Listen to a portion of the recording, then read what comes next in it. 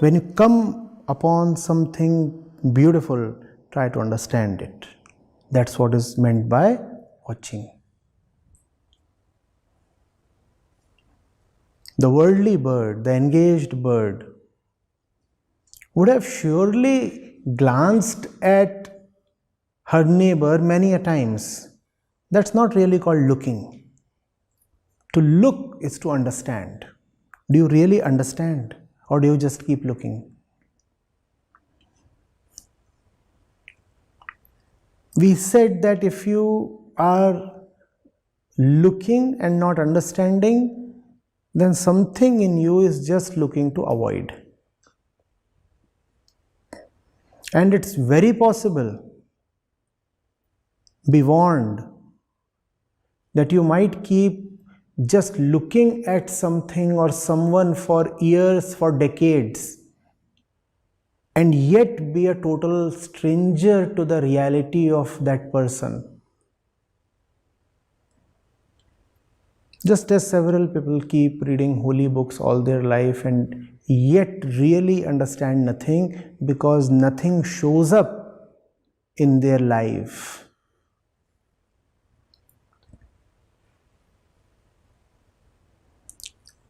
Similarly, you could be looking at the person of the savior bird for months, years, and decades, and yet gain not an inch of real closeness because you just kept looking and never understood anything. You never approached the secret. You never had any love for the bird's core.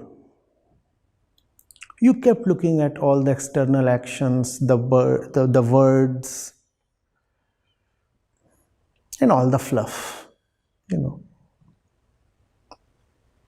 There is no bird without fluff. You kept looking at all the fluff. Golden hued. Big, small.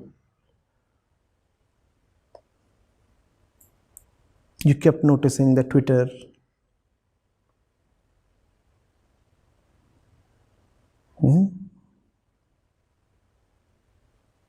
You never knew the center.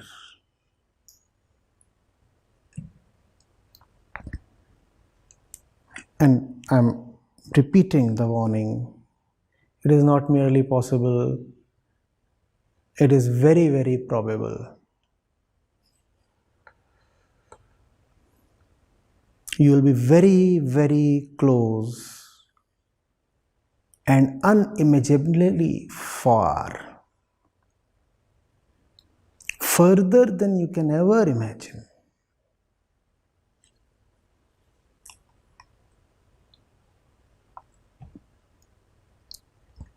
As most people in the world are.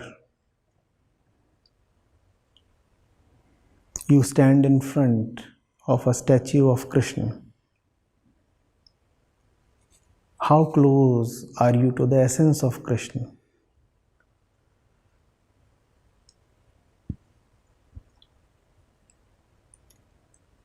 Are you getting it?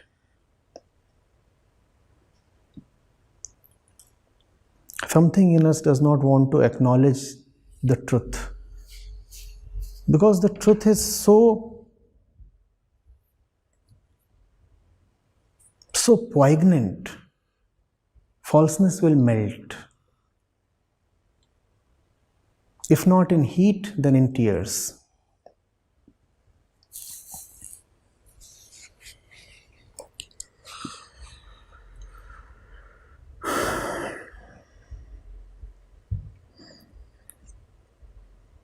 When you really look at the truth, there is not merely illumination. There is a deep pathos.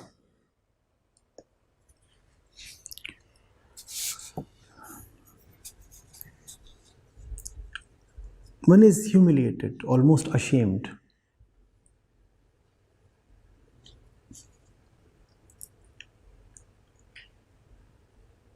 There is a recognition of suffering.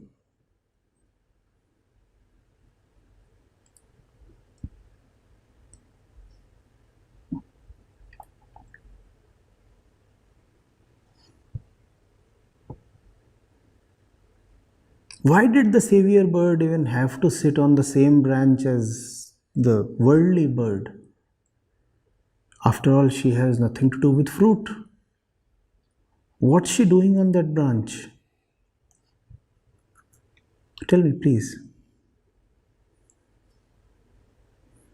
Why does she have to enjoy the company of a foolish flock?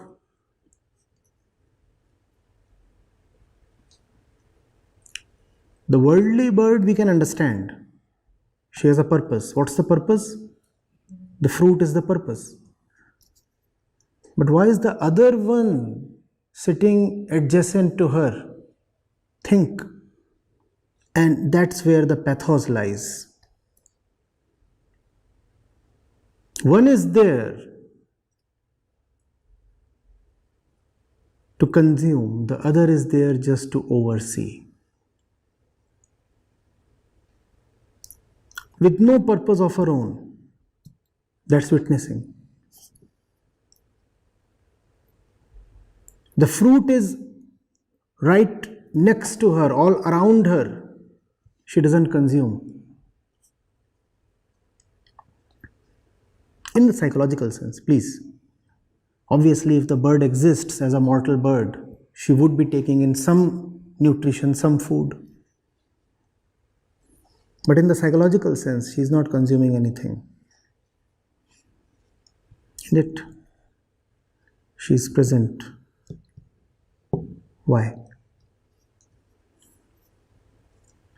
When you really look at the truth, that's when you have an explosion of appreciation, an explosion of recognition. Something very, very important has been happening very, very close to you, and you have been totally blind, insensitive, indifferent.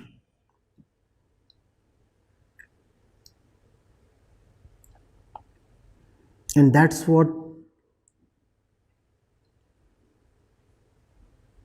breaks you down into pieces. That internal explosion of recognition.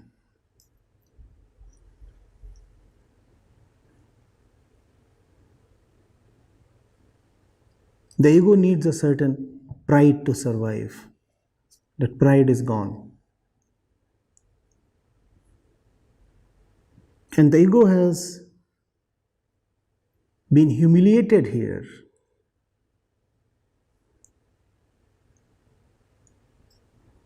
Not by a display of power, but by a recognition of love.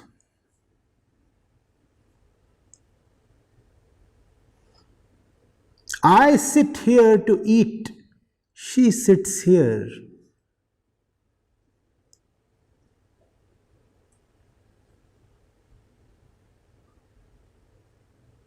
For me.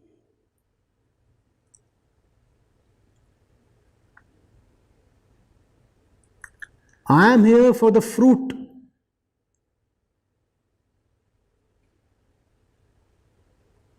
She is here for me.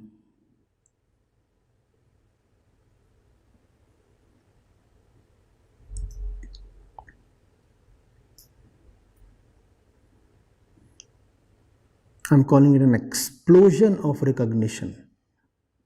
And it is bound to happen if you look a bit carefully. So you will avoid looking.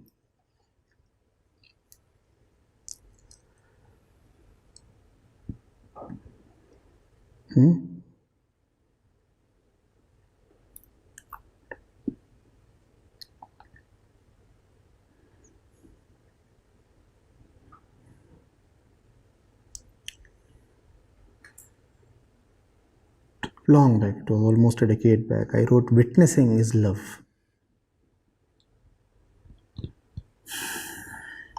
And the so-called paths of knowledge and devotion are not at all separate from each other.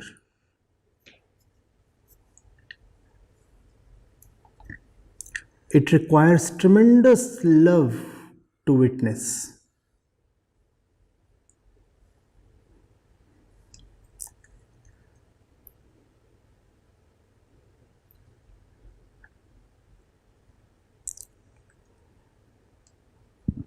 Parbrahm is not even a witness. Parbrahm, Nirgun Brahm is Turiyatit, even beyond witnessing. The one who is here to witness has taken upon herself a lot of suffering.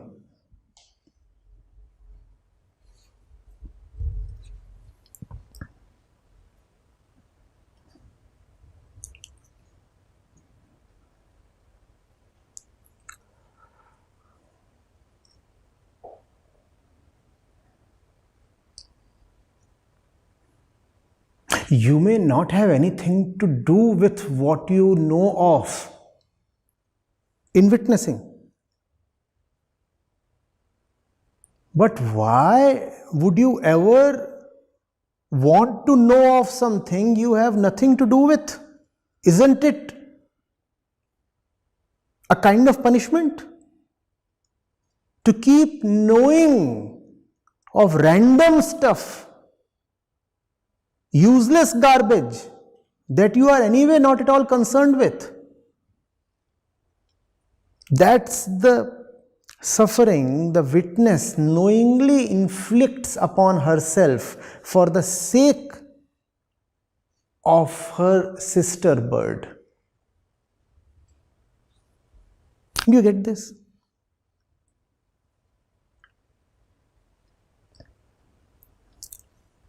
Ask yourself, why the hell must you be perched on a tree you have nothing to do with? Why must you keep sitting next to a foolish bird tied to her greed?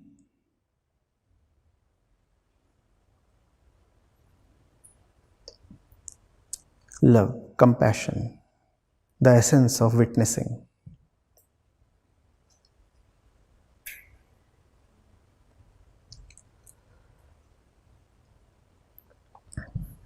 Acharya ji, what is the meaning of looking a bit more carefully? You told that when you look a bit more carefully, then you will have that explosion of Recognition. recognition. Yes.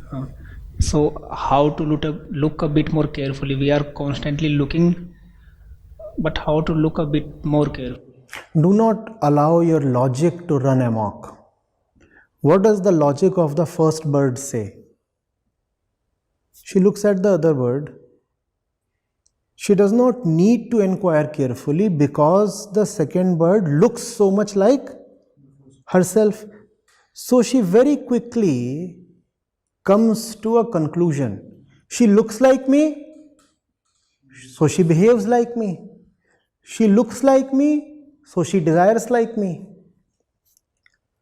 So do not allow your mind to come to quick and cheap conclusions. Do not think that the place you operate from is the place the other one also operates from. Otherwise, you will not only miss but come to horrendous conclusions.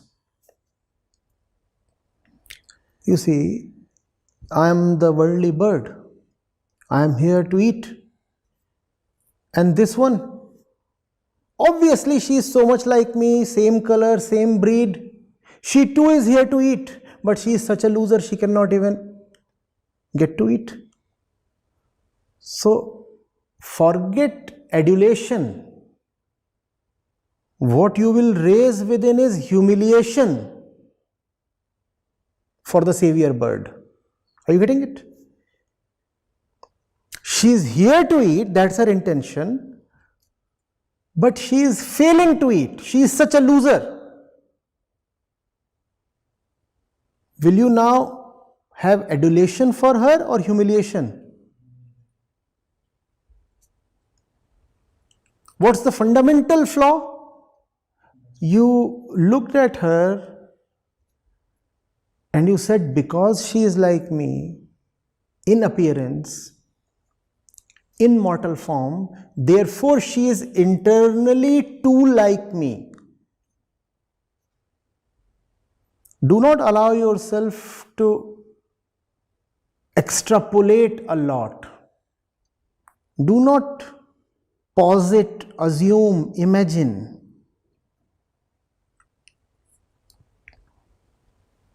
Ask, seek to know. That's called looking. Seek to know. Your assumptions are no good.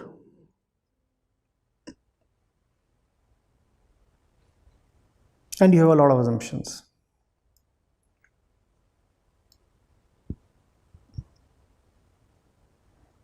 That's why a conversation becomes between the knower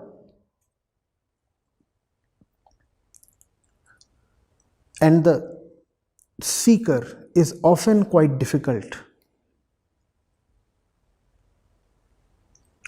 The seeker has assumptions not only about himself but also about the knower. And then the knower finds it very difficult to reach the seeker.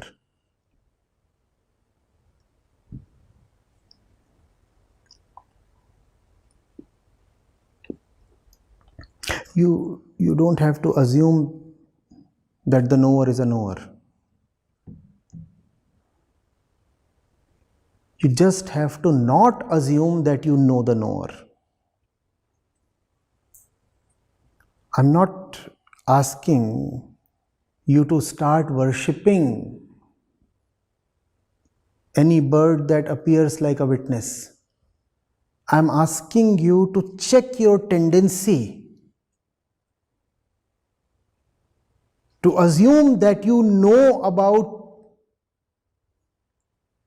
even those birds who behave differently compared to you. But you will keep positing. Why? Because the ego does not love uncertainty. The ego is so fragile, it wants to come to quick and cheap conclusions.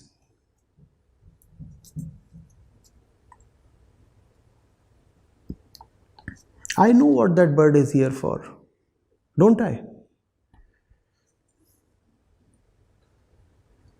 I know what you are doing. You know nothing. You know nothing about that bird, nothing at all. It's horrible. And therefore, when this massive ignorance ends, I said there is an explosion of appreciation. In that explosion, you are reduced to pieces.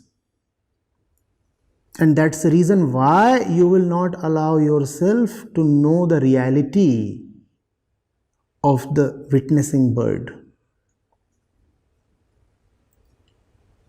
It will not allow you to remain intact.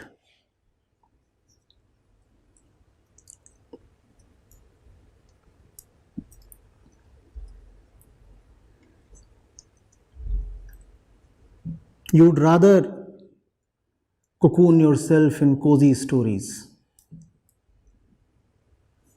Oh, this bird is my cousin, just 1 month elder to me. I know the name of her father.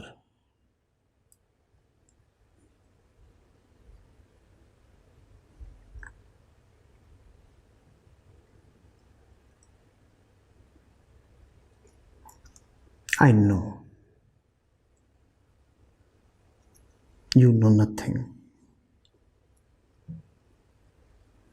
Had you really known anything, you wouldn't have been yourself till now.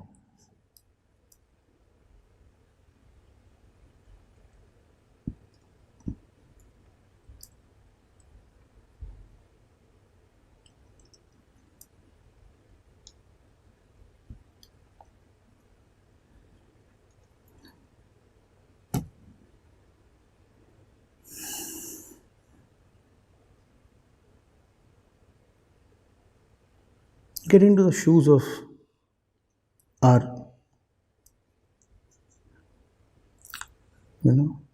shopaholic bird.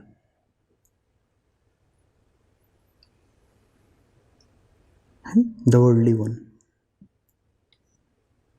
What's he thinking? The weather is nice, the fruit is ripe, the fruit is ripe. And what's this one doing here? Tell me, what's the other bird doing here? Oh, maybe she is melancholy, missing her mate.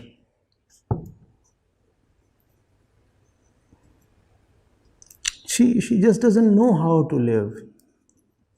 I can very well imagine her telling the witness, mate, go get a life. I know you're not eating because depression reduces one's appetite. I know that's why you're not eating. You're just depressed. And in between, you can also visualize her sermonizing. Dude, one life is all we have. Come on, why are you wasting it? Fruit is ripe, juicy, succulent. Don't miss this one grand festival called life. She's trying to motivate the witness.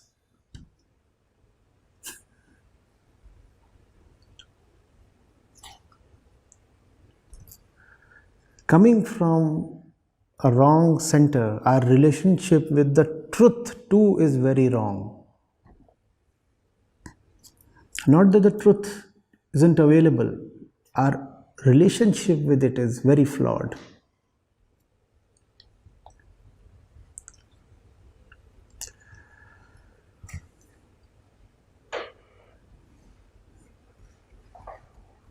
Look at what we have done with the lives and stories of our saints, sages, avatars, prophets. See what we have done. We haven't tried to look at their truth. Instead, we have narrated them as some kinds of decorated shadows of our own lives.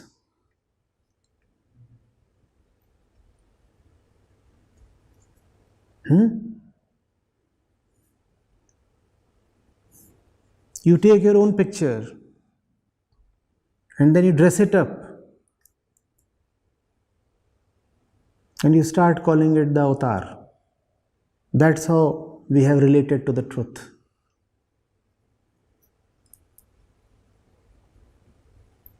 No?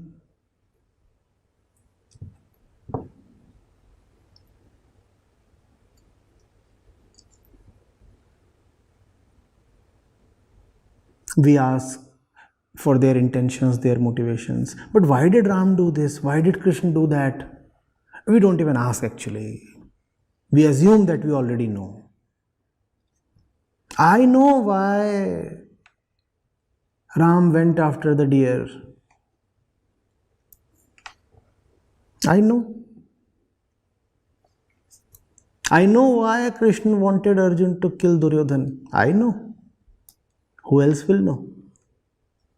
After all, Krishna was so much like me. Because there is no truth except my ego. So even the truth has to be like my ego. When there is no truth for you except your ego, then even the truth has to be like your ego. That's our operating principle.